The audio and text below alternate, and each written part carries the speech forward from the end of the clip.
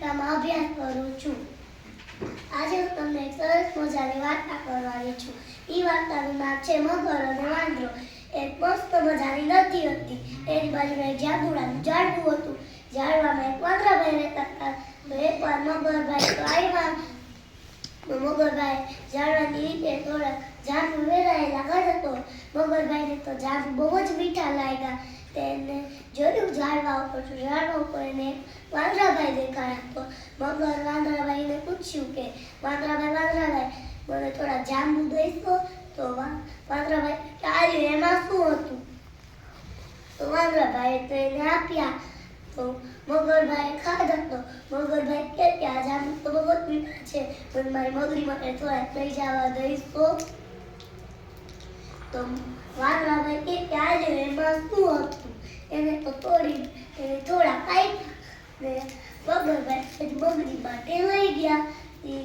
એ મગરી માટે લઈ ગયા અને મગરી તારા માટે જાંબુડા લઈ આવ્યો છું. તો કે ક્યાં જાંબુડા?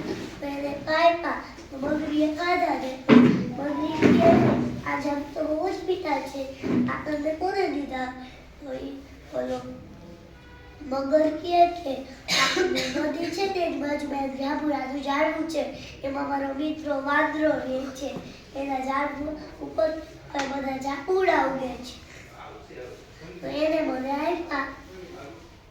તો પછી મગરીએ વિચાર કર્યો કે આ જાંબુ આપણા બધા મીઠા છે, એનું કાળજું કેટલું મીઠું હશે.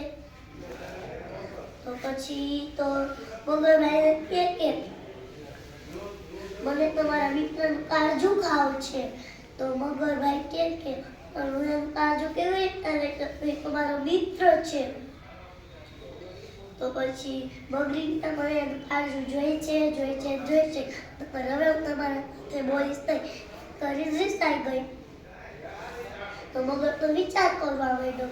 હવે મગરીએ મારા સામું નથી બોલતી, હવે મારે શું કરું? વાંદરાભાઈને શું કહેવું? જો હું વાંદરાભાઈને કહીશ કે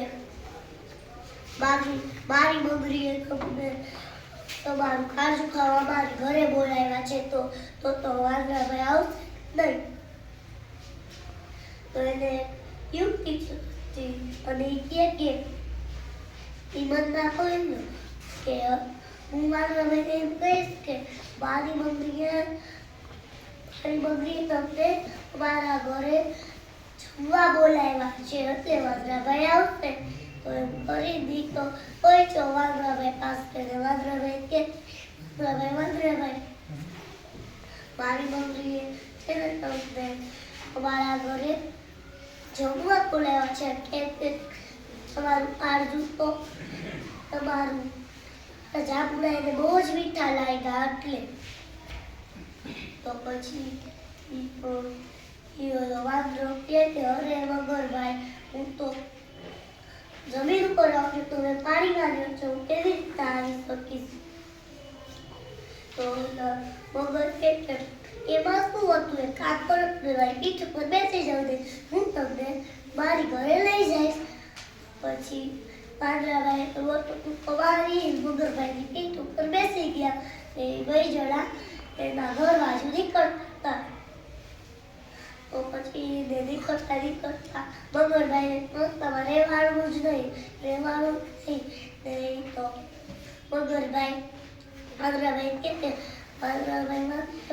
મારી મગરીએ તમને અમારા ઘરે તમારું કાળજું ખાવા બોલાવ્યા છે. તો પછી વાંદરાભાઈ કે અરે મગરભાઈ વહેલું કહેવાય ને, મેં તમારું કાળજું ઝાડવા ઉપર સુકવવા મૂક્યું છે.